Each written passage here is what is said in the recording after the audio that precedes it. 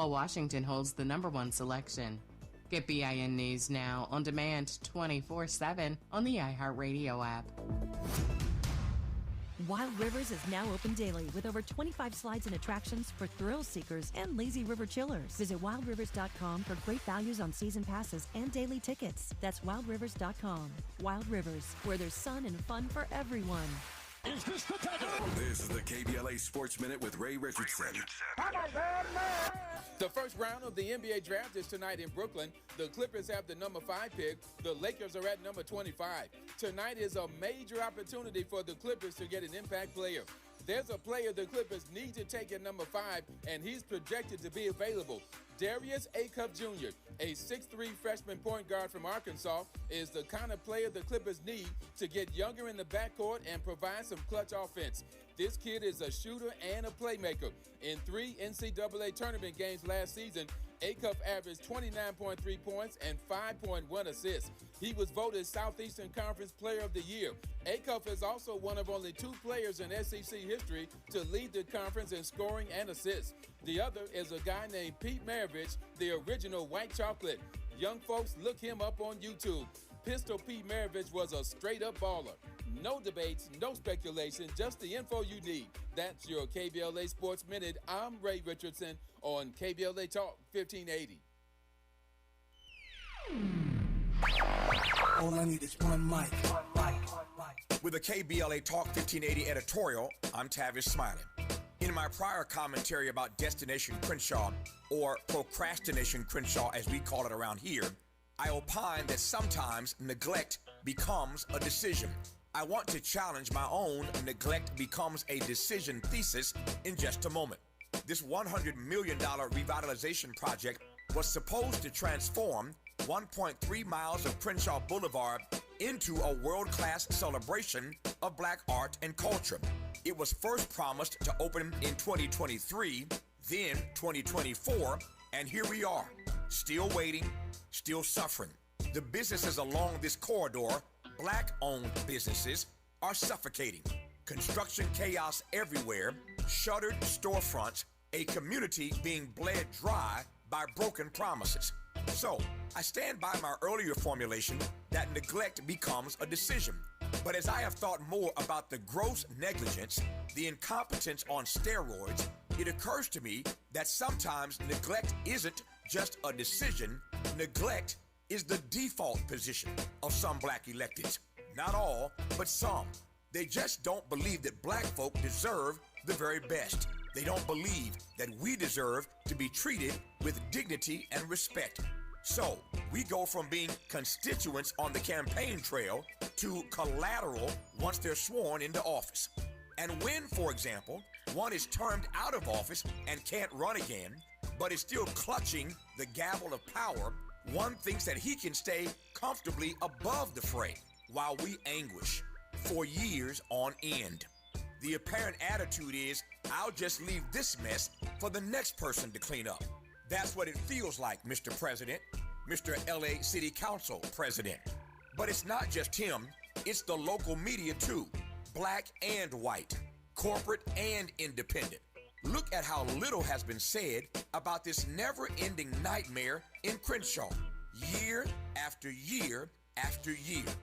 Nobody at City Hall and nobody who's supposed to be holding City Hall accountable seems to care one bit about the safety and security of Crenshaw residents and the Black business owners who are slowly being strangled.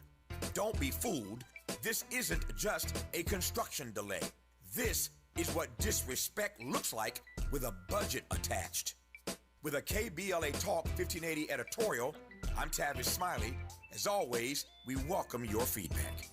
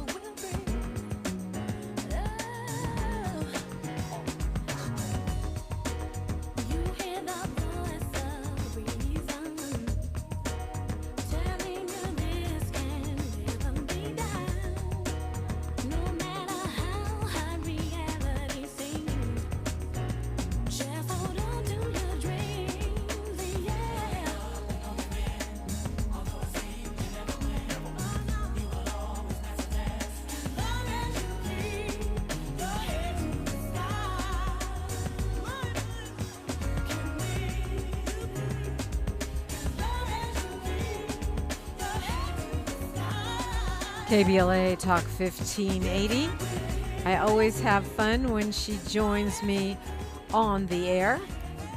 She is a civil rights attorney, a long-time activist.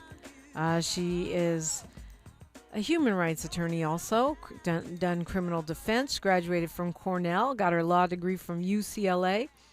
And while she was still in law school, she worked with Chokwe Lumumba at the Black Law Institute. She actually helped organize the defense of the LA4. We remember that the men that were charged in the attack on Reginald Denny in connection with the civil unrest of 92. She founded the Crenshaw Legal Clinic. Currently, she is the executive director of Black Alliance for Just Immigration. Attorney Nana Gyamfi, good morning. Good morning. How are you, Dominique? I'm blessed. How are you? You know what? I am alive and kicking. I'm laughing. Right. I'm laughing because I think when you took that, how long have you been over Baji? It's been a few years now. Yeah, since 2019. So when you took that job, I'm sure you did not expect to be in the kind of all-out battle that you're in right now. Absolutely not. I did not expect that. I did not expect that. You know that you're going to be in battles, but you don't realize that you're going to be dealing with full-on demons. No. I would have taken more of the exorcism classes had I been clearer about what was happening now. Yes. Yeah, I mean, because it's just, it would have been unthinkable, really, even with, we talked so much about how the Obama administration, Obama was the deporter in chief, and even though he's seen as a liberal or centrist, in some ways was very strict on his immigration policies, but I don't know that anything could have prepared us for the invasion of our cities by the private army of a authoritarian president. Oh yeah, no, this has been taken to the next level. I mean, if you just look at how many people have died in ICE detention, it's like over 50 people. It is literally, since they've been keeping records, it's the record, right? And that is something that just has not been the rapid escalation of the number of people that are being held in detention, the, execution of ideas that you can send people to countries that they know nothing about, are not from, like sending people from Myanmar to Sudan. Do you know what I'm saying? Like, that you can hold people in prisons in El Salvador. Like, all of that is off the charts, off the books. It's not that if you take the logical conclusion of white supremacy at the Epstein class, you know what I mean, the bro-oligarchy, and if you take it all the way to the end that you can't end up there. But the idea that could happen so quickly, no, that was not, I think, on anyone's bingo card. Yeah, and the thing about it is, and we've talked about this ad nauseum, we don't have to go too deep on it, but a lot of people, and specifically black people, don't think this is our fight, or didn't think. I also think many of us have been protesting and showing up and standing up. But some folks still don't feel this is our fight. And I feel like the last person that I read about that died in ICE detention or shortly after release was a black man. Oh, yeah. I mean, there are black people that have died in ICE custody. Of course, we know about Keith Porter Jr., killed by the off-duty ICE cop, but there are black people that have died in ICE custody. And I think, really, when we look at, even in terms of black attitudes, I've said this with you before, I think the majority of black people, both black American and longtime black immigrants, have always felt that human rights are important. And I think that there is a reason that people see black folks around the globe as really like the moral compass of the world. And, I don't say that lightly. And, that doesn't mean that everything we do is moral and everything we do is perfect. But the basic understanding that we have of human rights and of the rights, that people should be allowed to live, right, is something that we hold. And I do think, of course, that people, as we've talked about, have been abandoned, and that people, and they have been abandoned, that people have been targeted and ignored, and that has happened, and that people have been directed, not just in this country. Dominique, look at what we see happening in South Africa and other places around the world, where people feel like, hey, who are these folks? And that it's easy to pit folks against each other, right, groups of people against each other, because it's easy to do that when your belly is hungry, But I really see a shift, absolutely, in the understanding that Black people have across the board that, hey, this is actually also coming for us in ways that we aren't necessarily so prepared for, and that we need to get prepared for. Right. So yeah, it's really really hard to even keep track of it. The people that are dying, the people that are being detained, just indefinitely. I feel like I keep reading a story, one story after another, about a person who is being released after being in ICE custody for 6, 8 months, a year. And I'm saying to myself, I didn't know that person was even detained. And so it begs the question. And I guess the question I'm asking you is, how are you keeping track of who's being held, who's dying, and who needs advocacy help inside this system? I hesitate to even call it a system, because many of these are privately held detention or incarceration institutions, and I don't know if there's any centralized kind of accountability or tracking system. It is really difficult. So it's happening. I wouldn't say it's happening perfectly at all, but it is really difficult. I would definitely say that it's all the system, because, as you know, Dominique, like our position at Baji, my position just based on all that I've done over the past 30 years, is that when we're talking about the immigration enforcement system and we're talking about the criminal punishment system, we are talking about the same system. These are like two wings of the same bird, basically. And they work together. This is why when they began the invasion in L.A., the first city to really be invaded in that way, it was not just ICE and it was not just CBP. It was all these other federal agents who normally would be considered regular law enforcement, of course, the mass mercenaries.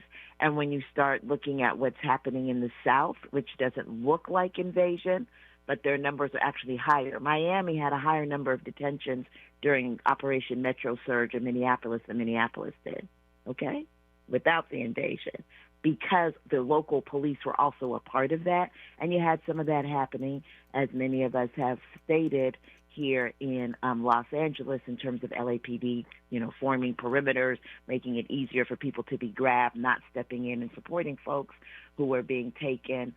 And so when we look at all of that, we see that these are the same systems, but they don't track people the same ways.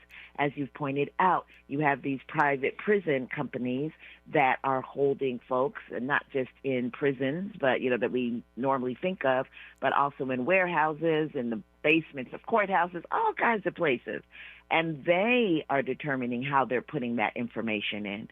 So as people know, when you get arrested, let's say the sheriff, if you go to county jail, you can go to a website, you can pretty much look it up. And generally speaking, it's not perfect, R.I.P. Waukesha Wilson, but there is a way for you to track people to some degree. With the ICE system, it is much more complicated. It is much more difficult and much easier for them to hide people. And so, yes, it's difficult, but we're supporting people in Adelanto. We're supporting people as they come out. We've had members of Baji who have been picked up, and we have worked with our coalitions to get them out. Shout out to Black folks. And, we are helping as well as we can with direct representation as well as referrals and resources, but it is not easy. Talking with Attorney Nana Gyamfi. If you have a question, you can join the conversation at 800-920-1580, or if you have a comment, I'm Dominique DePrima, and you know where you are. Where the overlooked become unmissable, this is KBLA Talk 1580. Let's do this. We're heading into one of the most important election seasons in a generation. And with so much on the line, your health care, your economy, your neighborhood, you deserve more than sound bites. You deserve the full story. KBLA Talk 1580 is your trusted voice for political coverage, commentary, and conversation. From local races to national headlines, we bring you the insight and perspective you need to make sense of it all and make your voice heard. Between now and November, a lot will happen. A lot will change. But one thing won't. KBLA Talk 1580 will be right here, keeping you informed, keeping you engaged, and keeping it real. KBLA Talk 1580, the place for politics.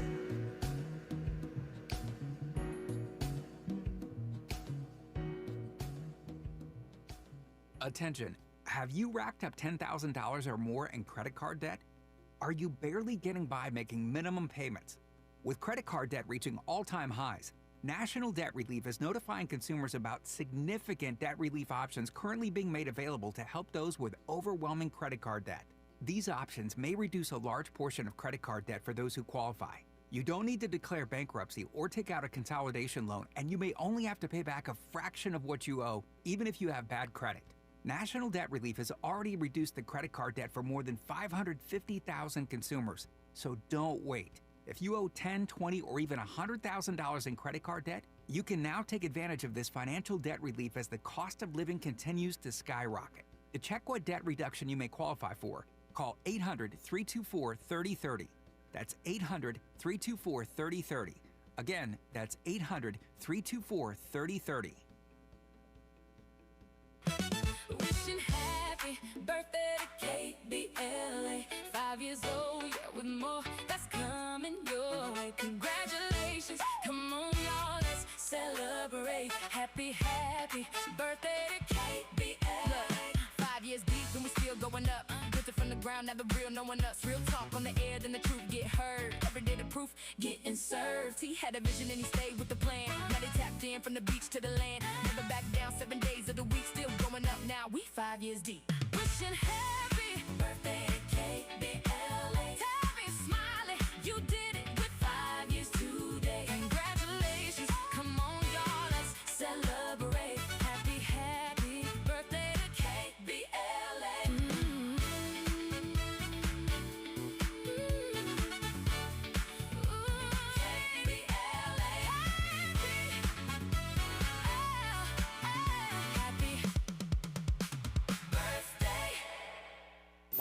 Thanks for waking up with Dominique DePrima on KBLA Talk 1580.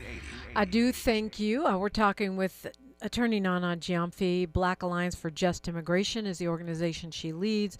You can find them at Baji Tweets and Instabaji on those platforms, and baji.org, or is it .com? I think it's .org. It's .org, yes. Yes, baji.org if you want to find out more. You guys are really good about calls to action and giving folks stuff they can do, not just sit around and worry and cry, but things that they can do.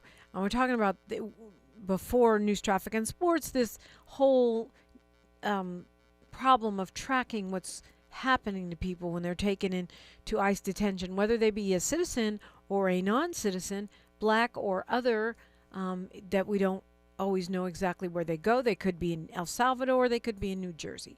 The other issue is the conditions inside of these facilities.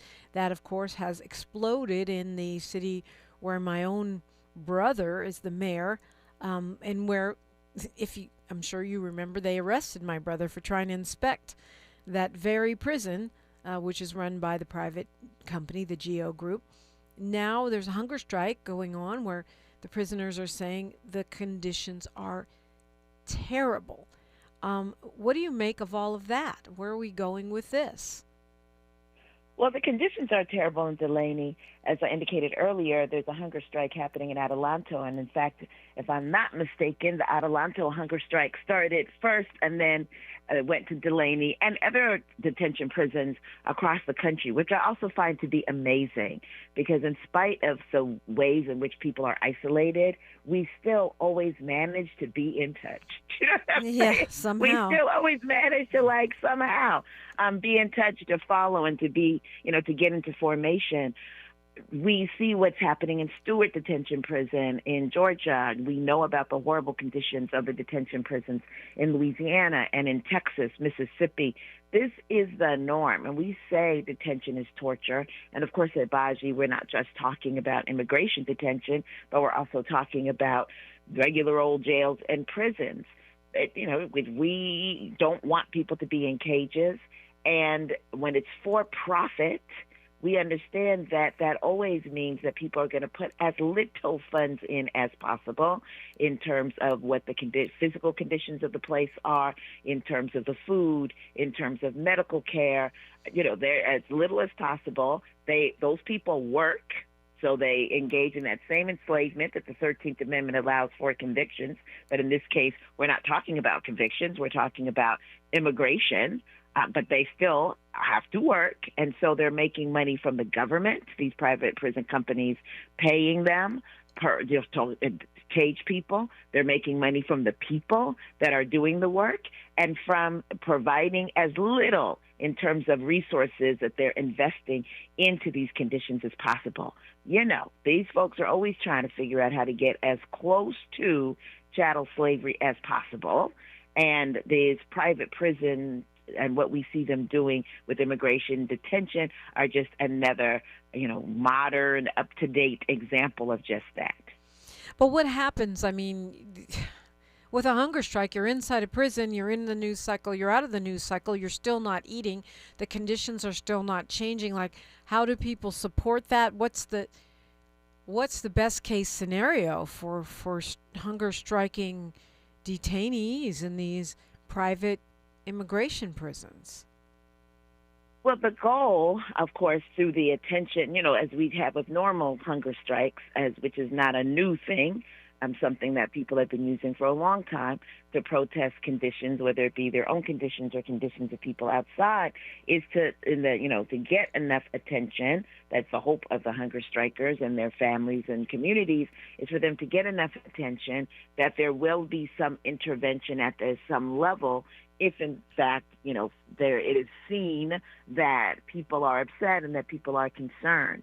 We know, Dominique, because we've been doing this for a minute, that there are people that die doing a hunger strike. Like, that intervention does not always happen.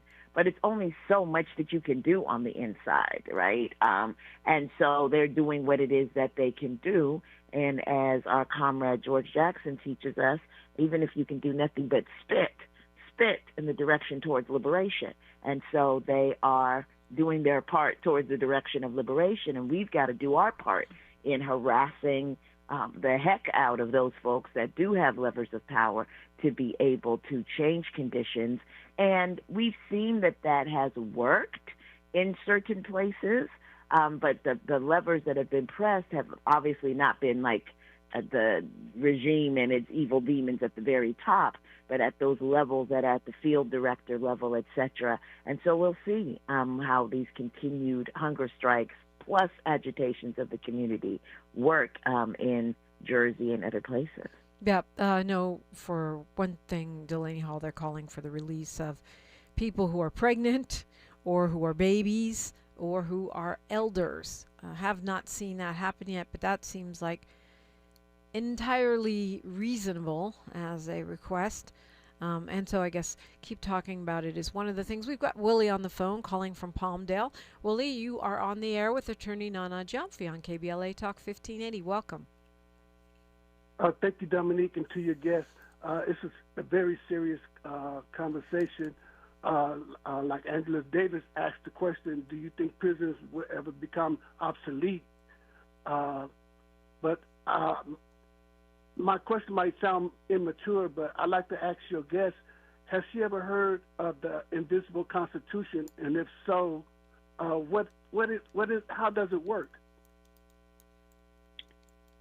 So, no, I have not heard of the Invisible Constitution. I mean, I have a sense that there are systems, the Constitution provides certain rights, allegedly, and there are other rights that are not provided in ways that those rights are subverted, but I have never heard of the Invisible Constitution, no. There's a book called The Invisible Constitution by Lawrence Tribe. Can't say I've read it. But I guess it's, kind of like a shadow government theory kind of thing, that there's this unseen, powerful sort of de facto constitution. It's the Constitution's shadow.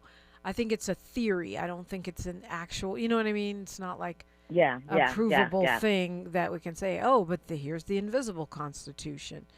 And this is by a legal scholar, Lawrence Tribe, that particular book.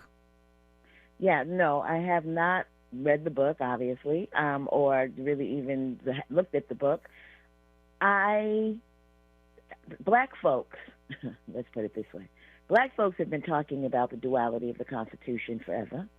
Our mama Fannie Lou Hamer talked about the fact that the Constitution was drenched in the blood of Black folks, and we know, from the very beginning that before the 250th, when Black people were here, through to today, that Black people have always been talking about the fact that there's one Constitution that we see, and then there's another way that this country is run, right? So that in itself is not new. A lot of times we have situations in which white people with certain means and reputations, write books, are able to come up with concepts that literally we were talking about even as sharecroppers and enslaved people, in terms, but didn't have that same kind of, access, let's say, to be able to write the books that we're going to do X, Y, and Z. I think that we are seeing the ways in which the Constitution actually is what it is, that, what we see happening, the ways in which people's rights are violated, the ways in which the Constitution is being weaponized against Black people should not be surprising, because that is the Constitution that was written when Black people were enslaved. And so it has always incorporated our suffering. It has always incorporated our death. You have institutions, whether it be the Electoral College, the way that we have a Senate that has the same number of representatives, how our representatives are picked. All of this is based upon and rooted in the structure of slavery and the continuation of that structure. And so, we can look at the Constitution we have right now and see the harm that it's causing in its visible form. Attorney Nana Gyamfi is my guest. Speaking of the Constitution, the U.S. Supreme Court is poised to rule on birthright citizenship. We'll get your thoughts on that when we come forward on KBLA Talk 1580. She's reclaiming her time on KBLA Talk 1580. More First Things First with Dominic DePrima when we come forward. I'm Bree Wood with BIN News Now. 3 people are dead after a small plane crashed in Bowie, Maryland late Saturday night. Elena Russo with the Maryland State Police. The aircraft was located at approximately 3:45 a.m. in a wooded area in close proximity to a residential area off of Scarlet Oak Court. The FAA and NTSB are now investigating the cause. A new NBC poll finds most Americans believe the country has achieved the Founding Fathers' ideals, but also highlights deep concerns about civic education and trust. 80% say civic learning is lacking, while confidence in institutions remains low, especially in Congress and the media. And Houston became the center of both space history and soccer excitement this weekend. NASA astronauts Victor Glover, who is Black, and Reed Wiseman received a hero's welcome at a packed World Cup match. Get BIN News Now on demand 24/7 on the iHeartRadio app. Wild Rivers is now open daily with over 25 slides and attractions for thrill seekers and lazy river chillers. Visit wildrivers.com for great values on season passes and daily tickets. That's wildrivers.com. Wild Rivers, where there's sun and fun for everyone. Is this the tackle? This is the KBLA Sports Minute with Ray Richardson. The first round of the NBA draft is tonight in Brooklyn. The Clippers have the number 5 pick. The Lakers are at number 25. Tonight is a major opportunity for the Clippers to get an impact player. There's a player the Clippers need to take at number 5, and he's projected to be available. Darius Acuff Jr., a 6'3" freshman point guard from Arkansas, is the kind of player the Clippers need to get younger in the backcourt and provide some clutch offense. This kid is a shooter and a playmaker. In 3 NCAA tournament games last season, Acuff averaged 29.3 points and 5.1 assists. He was voted Southeastern Conference Player of the Year. Acuff is also one of only 2 players in SEC history to lead the conference in scoring and assists. The other is a guy named Pete Maravich, the original White Chocolate. Young folks, look him up on YouTube. Pistol Pete Maravich was a straight-up baller. No debates, no speculation, just the info you need. That's your KBLA Sports Minute. I'm Ray Richardson on KBLA Talk 1580. Are you having trouble hearing? Hearing loss can devastate the quality of your life. Now, there's an affordable fix for you or your loved one. Rated the best hearing aids of 2026 by Forbes Health, Audion Hearing has the highest quality hearing aids at the lowest prices, starting at just $98 a pair. I actually like them better than my old $5,000 hearing aid. I could not believe how my hearing and life changed. Join over 1 million happy customers by going to audionhearing.com. That's AUDIEN hearing.com. When disasters hit and cell networks fail, Rapid Radios keeps you connected. Instant push-to-talk with coast-to-coast range. No contracts, no monthly bills. Trusted by law enforcement, government agencies, and over 500,000 users. Always ready when your phone isn't. Because in an emergency, seconds matter, and reliability isn't optional. Go to rapidradios.com. Use code RADIO for 5% off and free shipping from Michigan. Rapid Radios. Communication redefined. Don't be anxious or confused about AI. Take control of your career when you get the skills to tackle real business problems and design specialized solutions. HR Dive reported that entry-level talent with applied AI credentials can receive up to a 25% salary boost. But where do you find training that you can trust? Future-proof your career and deliver more value with Humans Lead the Way AI. Their hybrid learning courses use practical definitions, real-world examples, and strategic insights to help you and your team understand AI with confidence. No magic, no hacks, no shortcuts. Just practical knowledge that helps you use AI more successfully.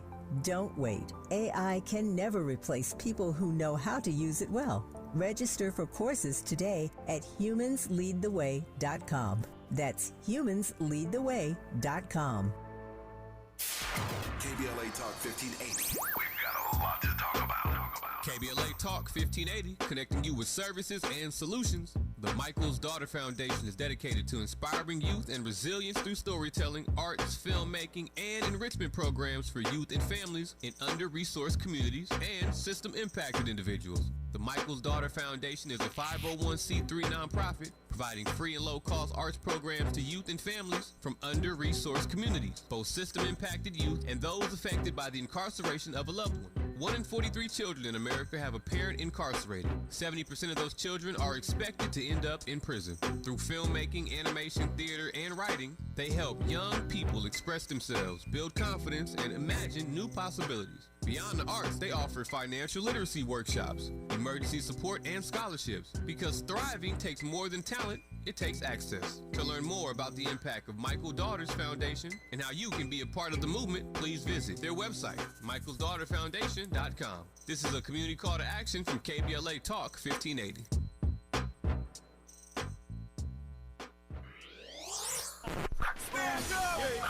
When the story gets twisted, who's going to tell the truth? When they cut the microphones, who's still talking? When history gets rewritten, who remembers what really happened? We do. KBLA Talk 1580. Black media isn't just important right now, it's essential. Because when mainstream outlets move on, we stay. When the headlines ignore our communities, we don't. When decisions are being made that affect black lives in our schools, our neighborhoods, our economy, KBLA is in the room. This is more than radio. This is a lifeline, a record, a rallying cry. Black stories, black voices, black power. The heat is on. On the air and in the culture. KBLA Talk 1580. Stay connected. Stay informed. Stay loud. Stand up! This is KBLA Talk 1580, where hate meets a scholarly match. Hate meets its scholarly match indeed. Today it is Attorney Nana Gyamfi, who's the Executive Director of Black Alliance for Just Immigration. And we are in Supreme Court season, for sure. We are actually awaiting what may be the most consequential decision by the Extreme Court in quite some time, I would say. Even could be more significant than the overturning of Roe versus Wade with the birthright citizenship question. Where do you see where we are on this and the possible outcomes here? So I was speaking with some constitutional experts and scholars, folks like Sherlyn Eifel, former NAACP Legal Defense Fund executive director, who is now over at the 14th Amendment Center at Howard University. And, there was a time when people were thinking that the Supreme Court would not allow there to be this stripping of constitutional rights by executive order, right? I mean, this is what we're talking about, changing how the Constitution functions by executive order, which is not the way that you do it, and typically and by the rules.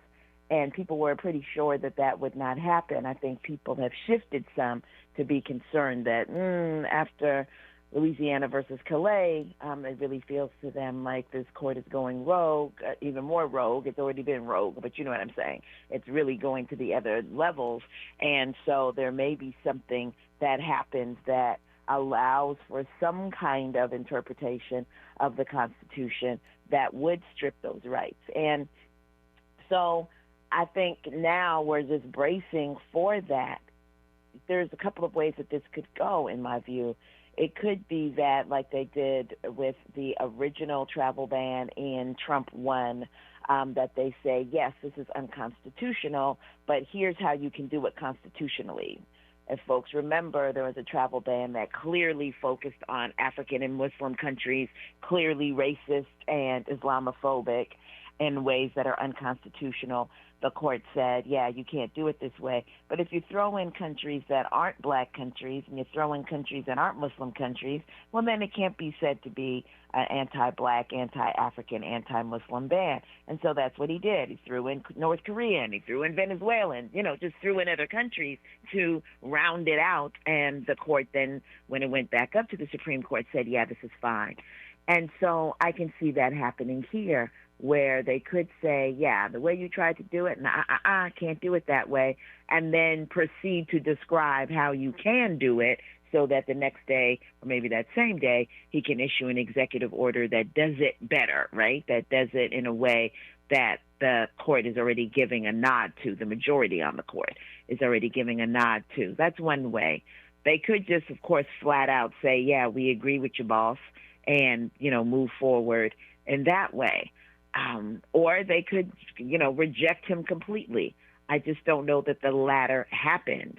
And what that will mean is that we'll add pregnant or appearing or presuming to be pregnant to the list of profile items, reasons that you can be profiled as a black and brown person, in particular, those two races of people, if you, for ICE enforcement. They will add to that, not just your race and not just where you work and not just your accent or where you may live. And, of course, it's any one of those, not a combination, but they will add pregnancy. And they'll be walking up on people, asking them if they're pregnant, and then asking them what their nationality is. I hope we all got passports. So this right here, what you're talking about is because the Trump administration, that initial executive order said that there will be no passports issued to anyone whose parents are not citizens, even if they're green card holders or they're here legally, because what they were saying is that they were trying to end birth tourism. So by saying, oh, well, we're going to check and see if you're pregnant, now they can claim it's not racist or it's not unconstitutional because they're more random criteria. Is that kind of what you're saying? Well, so, let me go backwards a little bit. What the executive order said was that if a woman, because that's how they define it, if a woman is undocumented and she has a child, that the child of that undocumented mother is not a citizen of the United States. Which is not, that was not the law which before. Is not what, but that's the Constitution says they are, but they're saying that we're right. misinterpreting the Constitution. Correct. That is what the Trump administration is saying. Is they're saying we're coming up with a new interpretation. And the new interpretation is that, no, the Constitution does not say what when we read it, it says, which is that anyone born in this country, that's how they are. They say you can't use race to prove racism. That's what they said in Louisiana versus Calais. You can't, it's just foolishness. So anyway, so that's what they're saying. And so what that would mean is that, if you recall, they had a list of things that they could use to decide whether immigration enforcement has the reason to stop you, has a reason to pull you out your car, and all of that. And now, if in fact a person is pregnant, imagine a person who is pregnant, if they think that that person might be an undocumented woman who's about to give birth in the United States, that now becomes an enforcement priority. If, in fact, what the executive order is allowed to stand. And so it won't just be people being stopped because they're black or being stopped because they're brown, being stopped because of the work they're doing or where they happen to be. Now, if you're pregnant, you have, like, this target on you, in that you now can become a person that this administration will be targeting for immigration enforcement. Talk to me a little bit about how this could eventually, or not so eventually, impact the citizenship of Black Americans who are not immigrants. Well, what happens is the way that they're talking about it, it's getting more and more into the section of proof, okay? And one of the things that I believe, and is one of the theories I have, is that they really are trying to get people into a space, particularly non-white people, into a space in which we are all undocumented in some form or fashion. Doing the same with women with the SAVE Act, right? Where they have certain documents that you're going to have to, or a requirement of certain documents in order for you to be able to prove that you're entitled to the rights of citizenship. And I promise you, it will not be the inside of the Bible that's been transferred from your family for hundreds of years. Yeah. We have people that can't get a real ID, Black folks, Black Americans, because they don't have the documents necessary. When they actually when they decide that you're going to have to prove that you are connected to 1864 and all of these things that they've managed to get people to think is a fabulous idea, people will realize that's not a fabulous idea when the government is deciding what documentation counts. That it's not enough for you to have census records from the Mormons, that it's not enough for you to have, as I said, the Bibles and the documents, that they're deciding what it is.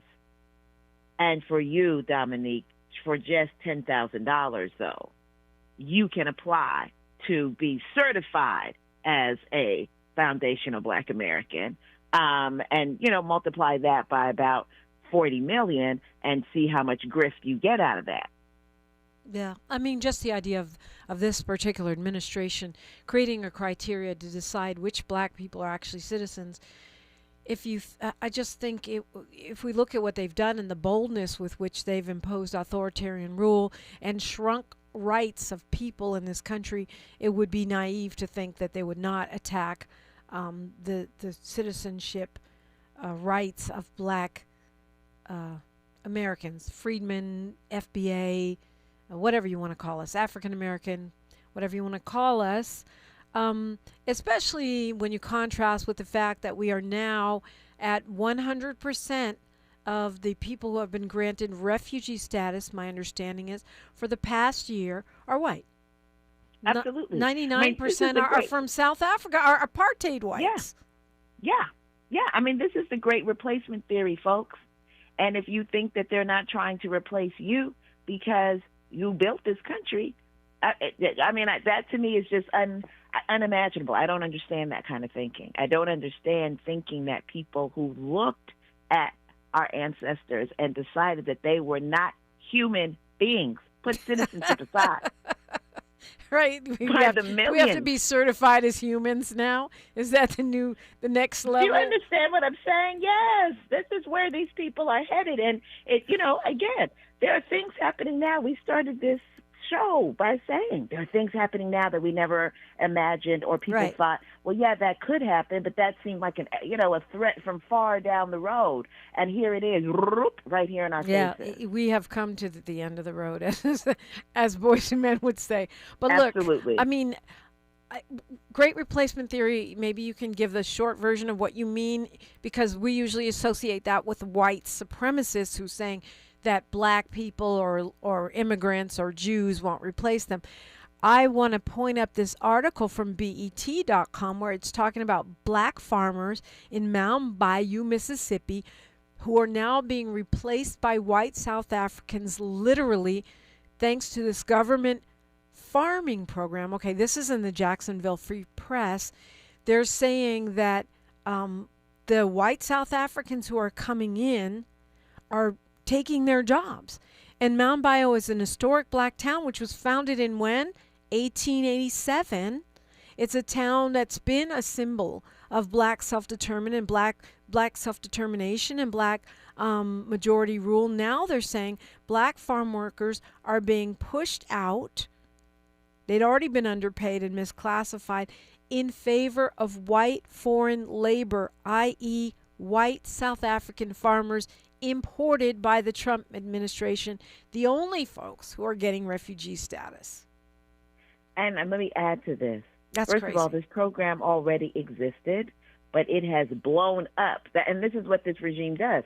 It takes whatever was already there and says, thank you very much. And then it uses it in whatever wild ways it wants to. And so this thing with white South Africans being able to come to this country and replacing black farmers has been happening. And let me say that they have a special program, so they're not being paid the same as indigenous folks coming from Mexico, Central America, et cetera, or Haitians and other Caribbean folks. Or African Americans, for that matter. Or African American, absolutely. They are getting money. They're getting paid as like the real job that farming is. You hear me? And that is something that actually groups of black farmers and the associations, et cetera, have been lifting up, have been complaining about, have been trying to get people's attention on, and it hasn't happened. And I'm glad that it is happening now as the numbers of white South Africans being granted this, and I hate calling them white South Africans, but, we got to use those terms, being granted this program is increasing. But the Great Replacement Theory is a white supremacist theory that says that, hey, we're being replaced by these other non-white people, and that we need to make sure that that doesn't happen in structural ways. And as, a statement that we're about to come up with, Baji, indicates that when we're looking at what we're seeing in front of us, the police state is being used as the hammer and we are being used as the nails to hold up an infrastructure of a world that these folks are trying to build, which is an apartheid system in this country where they will be able to have white minority rule, as they had in the slavery South. That was white minority rule. Some places we outnumbered them 10-1, but they still ruled over us by the power of force, by the power of the pen, in the court, ways of legislation. And they are intending to do that again. Let's go to Fred calling us from LA. Good morning, Fred. Two things. Number one, the 14th Amendment was written for the freed black American slaves, and that's the argument, that's the plaintiff's case at the Supreme Court decision. But that's not why I called. Your guest says she's an attorney. I don't know if she's ever practiced criminal law. She has. Can she tell me, you have, good. Have you, any place in the world where a person is incarcerated, all they have to do is get in contact with what I'm going to call the front desk, and they'll send you home yesterday. As a matter of fact, they'll fly you home yesterday. Okay, Fred is a Republican. He's typically, or he claims to be independent, but he always has MAGA talking points. What talking point are you referencing as far as calling the front desk? Who are we talking about? That is your example here. Facility in New Jersey where your brother is. They're trying to let the people, all the people there have You mean to where do my is say brother they is the wanna go mayor? home. You make it sound like he's a detainee. He's the mayor of the city of Newark. They did try, though. They did try. Well, yeah, he was They a did try. detainee for a day, that's for sure. Go ahead, Attorney Gyamfi. A real quick Yeah, here. so I will say I'm going to do the back, go, front to back. So when we're talking, absolutely, I, Nana Gyamfi, have participated in actions both at the level of jails, especially under Black Lives, working with Black Lives Matter, and also repeatedly up to a week ago in the immigrant rights space where, yes, we have called the front desk, we have harassed the heck out of them, and we have gotten people out, and people have left Delaney. Let me make that very clear. People have been released from Delaney because of the pressure both inside and out. You can look that up and hang that on the wall. Okay, hold that thought. Hold that thought. We'll go to point 2 when we come forward. I'm up against this clock here, managing my minutes. KBLA Talk 1580. More of First Things First with Dominique DePrima when we come forward. KBLA Talk 1580. We've got a lot to talk about. Tired of being locked out of job opportunities and shut down by systemic racism? KBLA Talk 1580 stands with you in fighting for the rights of black workers, and we don't black down. The Los Angeles Black Workers Center is a dynamic alliance of workers, organized labor, community-based organizations, clergy, students, and scholars working collectively to improve the position of the black working class. The LA Black Workers Center takes a comprehensive approach to addressing the black jobs crisis. Their programs promote access to quality jobs, racial equity in hiring and retention, discrimination-free job sites, and they prepare black workers for employment in high-wage career track jobs. The LA Black Workers Center supports workers who need help protecting their rights on the job. They give workers access to quality jobs and remove systemic barriers to employment. And they are advocating for a fair deal for black workers in the new Los Angeles City Charter. To sign up for free career readiness training, get involved in organizing, or learn about union apprenticeship programs and trade registries, please visit lablackworkercenter.org. That's lablackworkercenter.org. Together, we can beat the black jobs crisis and build a more equitable Los Angeles. This is a community call to action from KBLA Talk 1580. If you're an African American mom who is pregnant or have a baby under 6 months old, you deserve care that lifts, listens, and lasts. Black Infant Health is for you. It's a free program with individual support, group sessions, and resources to start your mothering journey. BIH makes space for moms and their families to create community. Learn more about the programs in Los Angeles County. Check us out at blackinfanthealth.org. Going to a World Cup match in LA this summer? Ditch the parking stress and ride Metro. With direct service from across LA County, it's the easy way to get there for just $1.75 each way. The conversation continues right now with Dominique DePrima on First Things First. It does, and we are up against the clock as per usual. Attorney Nana Gyamfi, you're so good at clocking the questions that Fred, our air quotes independent listener, shared. So let's go ahead and finish those answers. Say quickly, because I know we are up against the clock. And so, yeah, people haven't been voluntarily released. They've been forced to release people based upon what people have done, again, inside and outside. And with respect to the Constitution and the 14th Amendment, absolutely, it's part of the Reconstruction Amendments that were organized or that were put through in order to answer part of the question of what to do with these Africans that had now been freed and given American citizenship, because they were not American before the 14th Amendment, according to the laws of this country. But we also understand that the Constitution is interpreted, and that it has always been interpreted to have that right extended to people of all races who are born here in this country. I find it interesting that no one who questions this issue questions the citizenship of white people.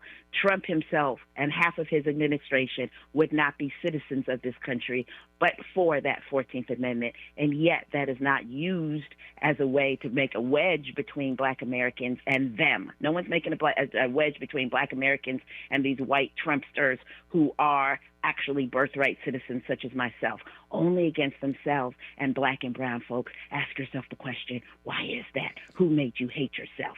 As our great Malcolm X taught us. Well, look, I should have asked you this earlier. You've only got about 60 seconds, 90 seconds, so you might have to come back. But the LA City Council is looking to pass a measure allowing non-citizens to vote in city elections. Sorry, Attorney Gyamfi, I'm not with it. Can you convince me? I can't convince you. I think that when we're talking particularly about local elections, this was passed also in New York, but beaten back. But I think in terms of local elections, when we're talking about, there's going to be parameters that are going to have to do with how long you've been in the place, et cetera. But, taxation without representation is a problem. We're not asking, and people are not pushing for it on a national level or in federal, but, hey, people have been living here forever, and they should be and contributing to this place. They care about the roads, the sidewalks, and all of the issues that the city makes decisions on, and no need to be Puerto Rico within the city. Yeah, but if I go to Ghana or you go to France, we ain't voting, and we know that because we're not citizens of those nations. I feel like, folks should get health care and they should have good schools, but I don't know. I draw the line at voting in our elections. Well, I think that when we're talking about national elections, then we can have another conversation. But I also absolutely don't take France as or even as our Ghana role model, okay. That's passing the anti-queer bill Fair. as the role model for human rights and how we should be operating. Fair point. All right. Well, we're going to have to go a little deeper on that one day, but because it's coming up in November. But Attorney Nana Gyamfi, remind them how to find you. Yes, people can find me on Instagram, the best way, at Attorney Nana. And, of course, I'm also with Baji, and so you can follow us at InstaBaji and on Facebook as well, and LinkedIn. We're professional. We're a professional outfit. We got LinkedIn, too. All right. Well, Attorney Nana Gyamfi, as always, we all get smarter when you come on with me. Thank you. Thank you so much for having me. Always delightful. Thank you. Tavis Smiley's up next. He's getting ready right over there, and he's got an amazing show on deck for you. Don't forget, tomorrow, Eric Benet, the iconic R&B artist, will be here in the studio with me. I'm so looking forward to it.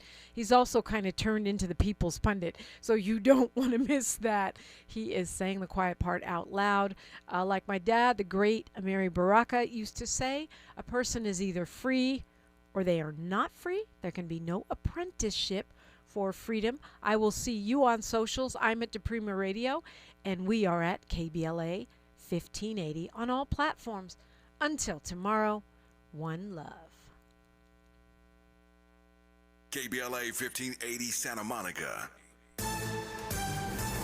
I'm Bree Wood with BIN News Now. 3 people are dead after a small plane crashed in Bowie, Maryland late Saturday night. Elena Russo with the Maryland State Police. The aircraft was located at approximately 3:45 a.m. in a wooded area in close proximity to a residential area off of Scarlet Oak Court. The FAA and NTSB are now investigating the cause. A new NBC poll finds most Americans believe the country has achieved the Founding Fathers' ideals, but also highlights deep concerns about civic education and trust. 80% say civic learning is lacking, while confidence in institutions remains low, especially in Congress and the media. And Houston became the center of both space history and soccer excitement this weekend. NASA astronauts Victor Glover, who is Black, and Reed Wiseman received a hero's welcome at a packed World Cup match. Get BIN News Now on demand 24/7 on the iHeartRadio app. Wild Rivers is now open daily with over 25 slides and attractions for thrill seekers and lazy river chillers. Visit wildrivers.com for great values on season passes and daily tickets. That's wildrivers.com. Wild Rivers, where there's sun and fun for everyone. This is the KBLA Sports Minute with Ray Richardson. The first round of the NBA draft is tonight in Brooklyn. The Clippers have the number 5 pick. The Lakers are at number 25. Tonight is a major opportunity for the Clippers to get an impact player. There's a player the Clippers need to take at number 5, and he's projected to be available. Darius A. Cup Jr.,